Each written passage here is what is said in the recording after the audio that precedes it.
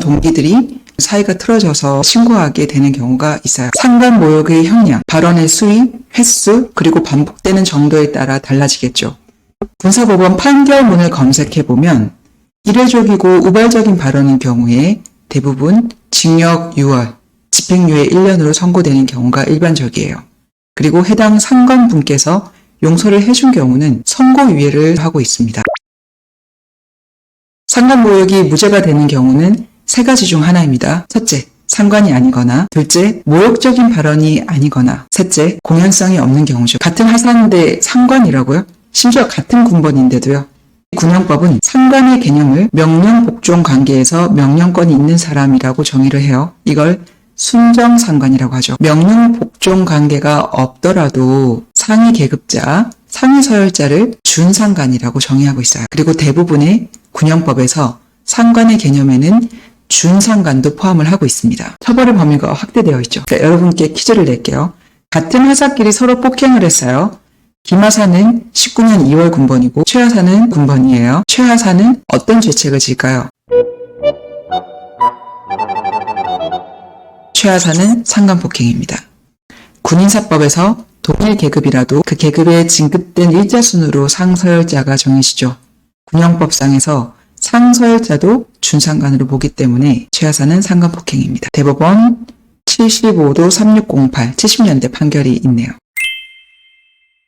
저희가 변호했던 사건 중 공연성이 없어서 무죄가 된 사건이 있어요. 이 사건이 무죄가 되었던 것은 실제 상관을 험담했었던 것은 사실이지만 그 발언을 할 때 단 둘만 있었고 그 얘기를 듣는 사람에게 다른 사람에게 얘기하지 마라 라고 한 점, 그 얘기를 하기 전에 문을 닫아서 다른 사람이 듣지 못하게 한 점, 그 목격자에게 왜 문을 닫았나요? 라는 수사관이 질문을 했고 그 질문에 다른 사람들이 못 듣게 하려고 했던 것 같습니다 라고 한 점을 비추어서 공연성이 없다고 봐서 상관모욕의 무죄를 선고를 했습니다. 군무원과 군인 사이는 어떻게 될까요?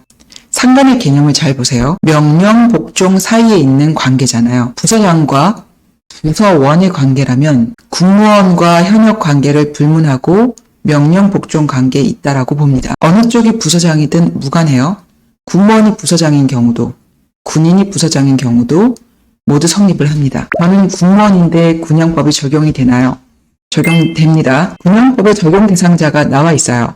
장교, 준사관, 부사관, 병, 군무원, 사관생도, 학군 후보생의 경우는 입영 훈련 중인데로 정의를 하고 있어요. 모욕적인 발언이 아니라고 본 경우, 구체적인 앞뒤 발언을 고려해야 되기 때문에 이 발언은 꼭 해당한다, 해당하지 않는다라고 말하기는 어려워요. 하지만 거의 대부분의 욕설, 비속어, 기분 나쁜 표현은 모욕에 해당된다고 보시면 돼요.